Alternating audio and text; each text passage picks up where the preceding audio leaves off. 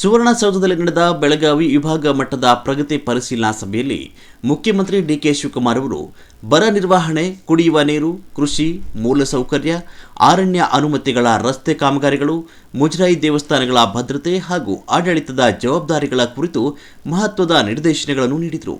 ಶಾಸಕರ ಮನವಿಗೆ ತಕ್ಷಣ ಸ್ಪಂದಿಸಿದ ಮುಖ್ಯಮಂತ್ರಿ ಪ್ರತಿ ವಿಧಾನಸಭಾ ಕ್ಷೇತ್ರದಲ್ಲಿ ಕುಡಿಯುವ ನೀರಿನ ತುರ್ತು ಸಮಸ್ಯೆ ಪರಿಹರಿಸಲು ತಲಾ 1 ಕೋಟಿ ಬಿಡುಗಡೆ ಮಾಡಲು ಸಭೆಯಲ್ಲಿ ಆದೇಶಿಸಿದರು. ಕುಡಿಯುವ ನೀರಿನ ಸಮಸ್ಯೆ ಎದುರಿಸುತ್ತಿರುವ ಯಾವುದೇ ಗ್ರಾಮ ನಿರ್ಲಕ್ಷ್ಯಕ್ಕೆ ಒಳಗಾಗಬಾರದು ಅಂತ ಅಧಿಕಾರಿಗಳಿಗೆ ಸೂಚನೆ ನೀಡಿದರು.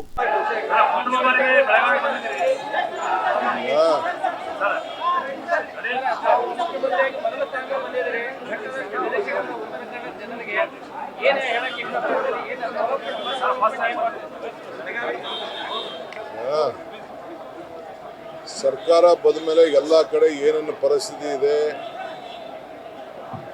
ಮಳೆ ಏನಿದೆ, ಬೆಳೆ ಏನಿದೆ ಅಂತೆಲ್ಲ ಪರಿಶೀಲನೆ ಮಾಡೋಕ್ಕೆ ಎಲ್ಲ ಡಿವಿಷನ್ಗಳಿಗೆ ಭೇಟಿ ಕೊಡಬೇಕು ಅಂತ ಈಗಾಗಲೇ ಬಸವ ಕಲ್ಯಾಣದಿಂದ ಪ್ರಾರಂಭ ಮಾಡಿದ್ದೇವೆ. ಬಸವ ಕಲ್ಯಾಣದಿಂದ ಮುಗಿಸಿ ಬೀದರ್ ಹೋಗಿ, ಬೀದರಿಂದ ಗುಲ್ಬರ್ಗಾಗೆ, ಕಲಬುರಗಿಗೆ ಹೋಗಿ ಮಾಡಿ ಬಂದಿದ್ದೇವೆ.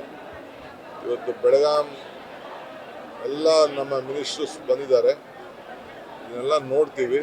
ಏನೇನು ಶಾಸಕರಿಗೆಲ್ಲ ಆಹ್ವಾನಿಸಿದ್ದೀವಿ, ಅವ್ರ ಹತ್ರ ಕೂಡ ಮಾತಾಡ್ತೀವಿ ಮತ್ತು ನಿಮ್ಮ ಹತ್ರ ಎಲ್ಲ ಮಾತಾಡ್ತೀವಿ. ನಿಮ್ಮ ಹತ್ರ ಮಾತಾಡದೆ ನಾವು ಹೋಗೋದಿಲ್ಲ.